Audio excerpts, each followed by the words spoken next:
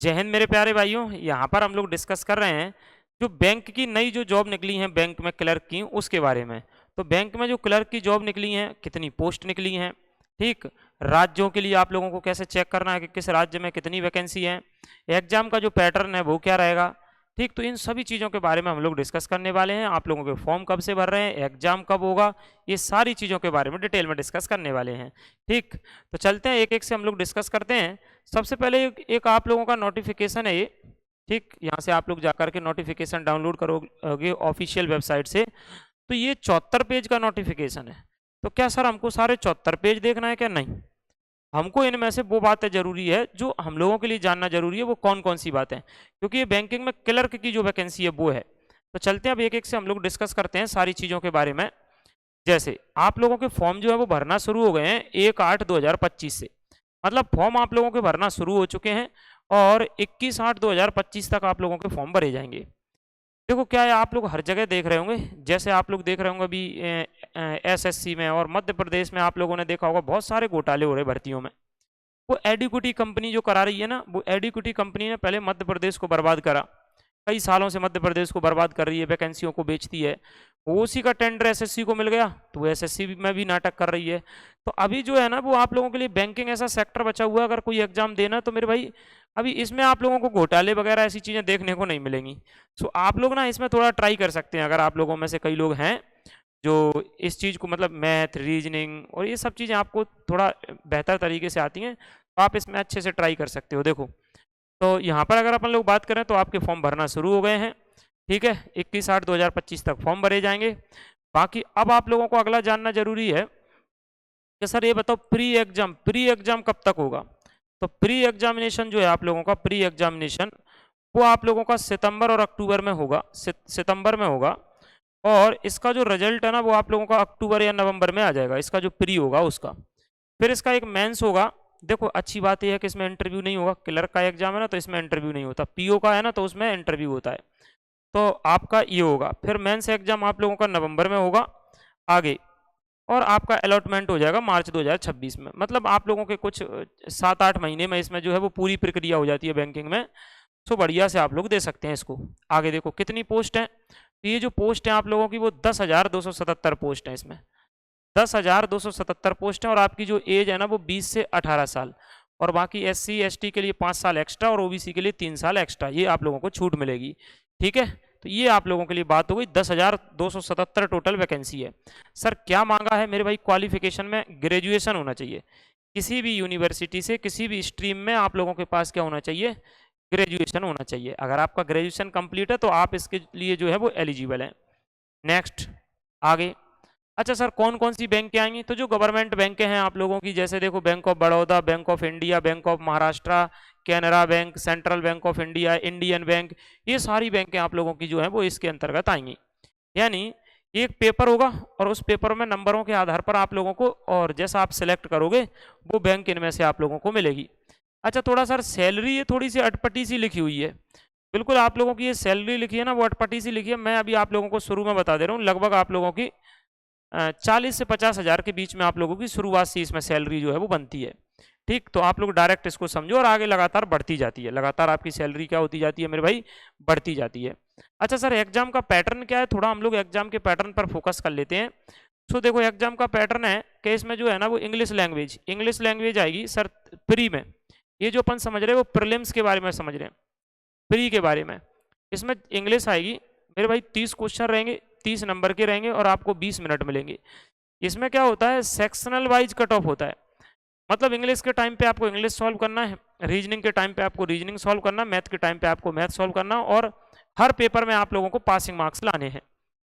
चलो numerical ability, मतलब आप लोगों की मैथमेटिक्स रहेगा, उसमें 35 क्वेश्चन रहेंगे 35 नंबर के और 20 मिनट मिलेंगे।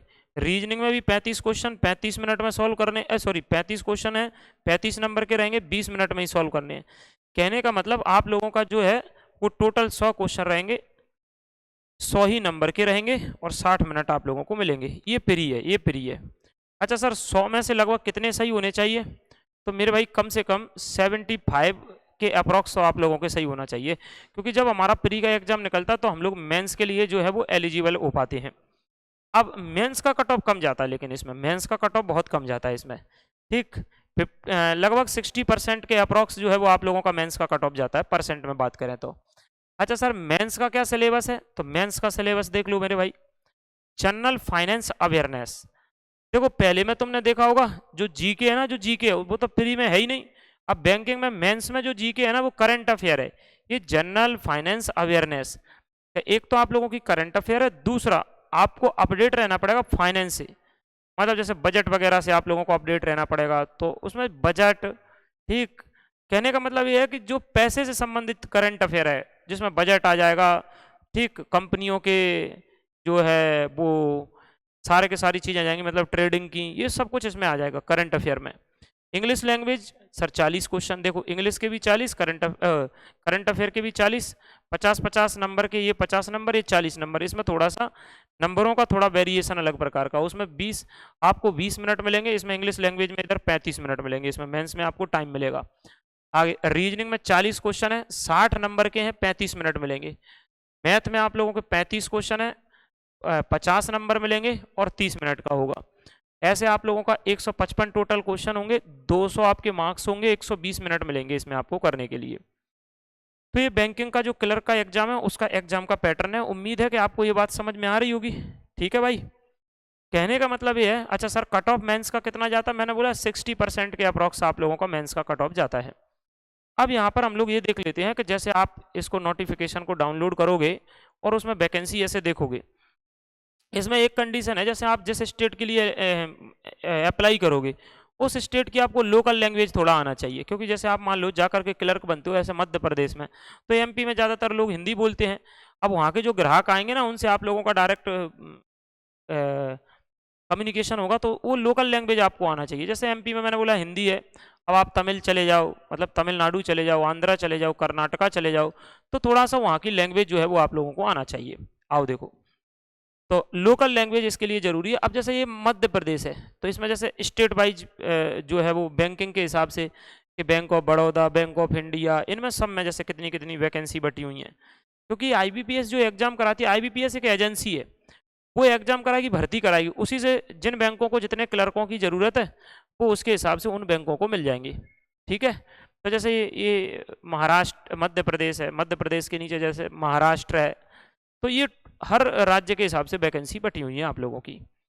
तो अभी आपके फॉर्म भरना शुरू हो गए हैं, जो लोग एसएससी की तैयारी करते हैं, बाकी और एग्जामों की तैयारी करते हैं, तो आराम से आप लोग ये बैंकिंग के क्लर्क का एग्ज़ाम दे सकते हैं, ठीक।